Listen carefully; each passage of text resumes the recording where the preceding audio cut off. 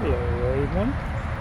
This week's rental is the Range Rover Velar.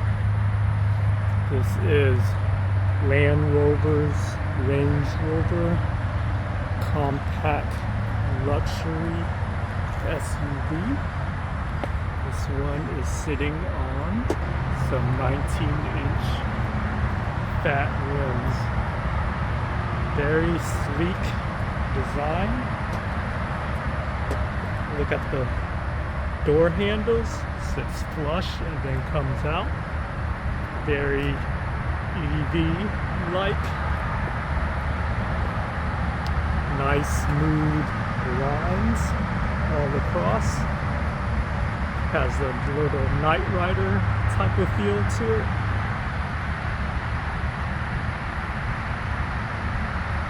Like the black colored accents.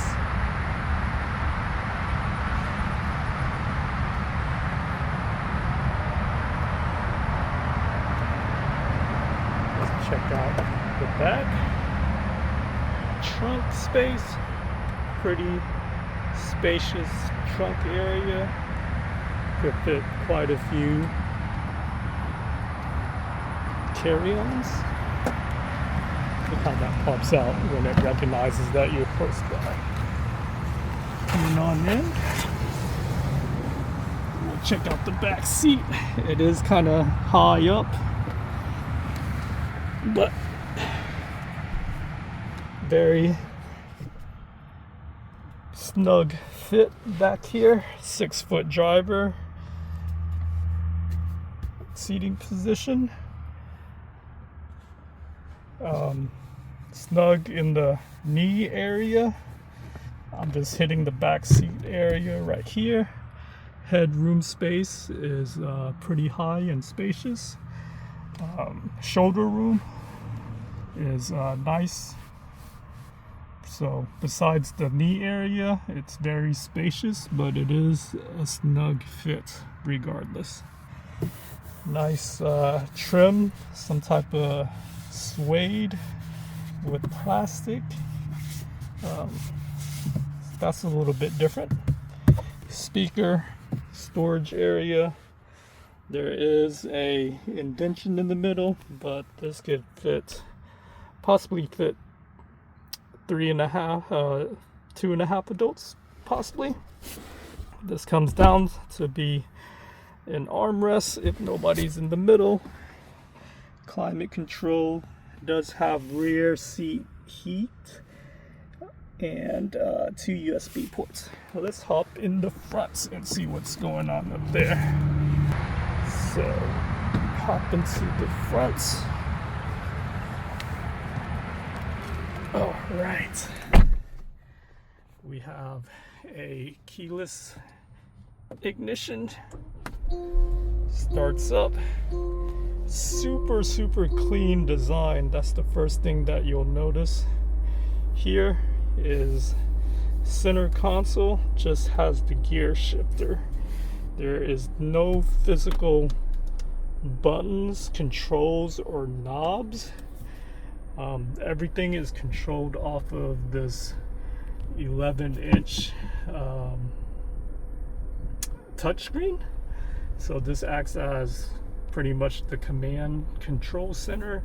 So this area gets super busy, and it can be a little bit distracting, especially if you're on the road, because volume controls right here, your ventilation controls is right here as well, and then your different drive modes is all here, as well as Android Auto, Apple CarPlay. So everything's worked through this screen.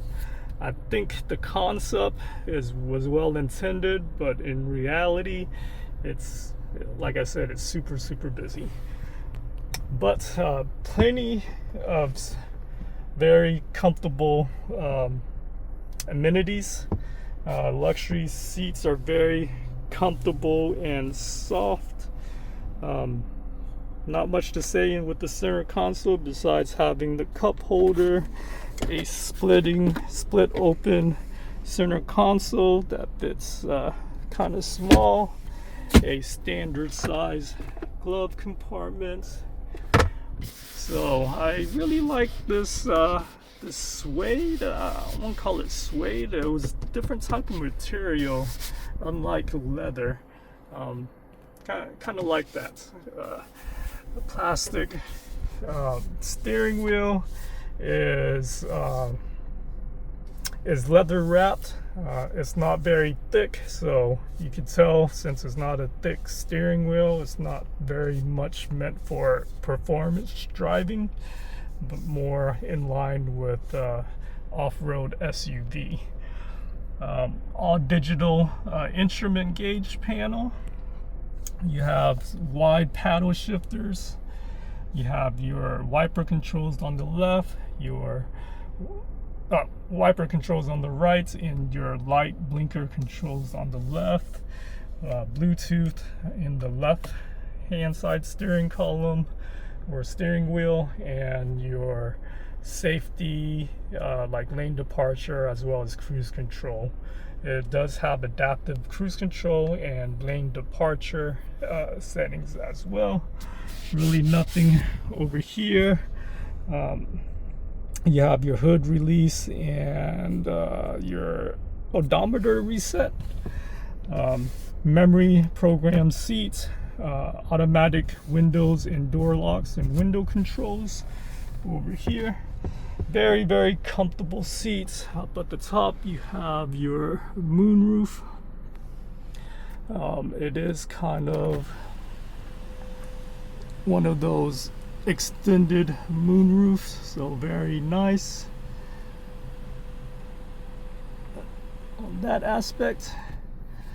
So inside, very high up, so you could adjust the seatings up more. Very commanding view. So let's take this Range Rover Velar on the road and see how it drives. So really the first thing that I've noticed in this vehicle is that it is really wide. So that's something that you may want to get a little bit getting used to. The next thing is that it is powered. It is a turbocharged, but the base model is inline 4 in a quarter mile. Use the left lane to turn that off. Sorry. Inline 4 turbocharged, pushing out roughly 250 so horsepower and about the same amount of torques. So I feel that a vehicle of this, an SUV of this size and weighing as much as this, can the engine is a little bit underpowered, and even though it is a true 4x4, it has off-road capabilities in that you can go into snow, gravel, mud, sand. Being that it is an underpowered engine, I would be a little bit hesitant in taking it to like really rough terrain. However, it is a Range Rover, and that's probably one of its stronger suits.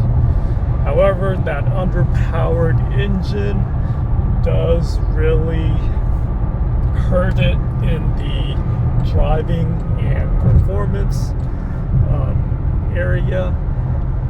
Being that it is a Range Rover and that is supposed to be Land Rover's luxury model, I would expect a little bit more in performance. It is really that not not so great. I don't want to talk bad about it because there's a lot of good stuff about this vehicle, but man, it really hurts in the driving experience. Being that the suspension, the handling is not as refined as it should be. It's pretty much on the rough end. It's like almost driving a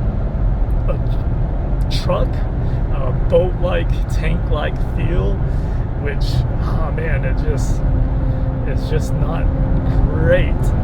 But having said that, since it is an inline 4 turbocharged, it does quite decent on gas mileage. But it is quite comfortable, and once you get it out into the open road, it is a little bit easier to drive. But within the city, it's just not well equipped, which is a shame because the looks of this car, it looks darn fast, but it's kind of all show no go to a certain extent. But at least you will look good driving around, and if you have to go on off-roading, then it will probably be the best looking SUV, off-roading SUV out there. But hey, it is what it is, right? So overall, if it had better driving experience, this would be a plus vehicle. But however, it falls short of its European counterpart. However, if you're looking for a luxury off-roading vehicle, this Range Rover Velar may be the one for you. Let me know what you think in the comment section, and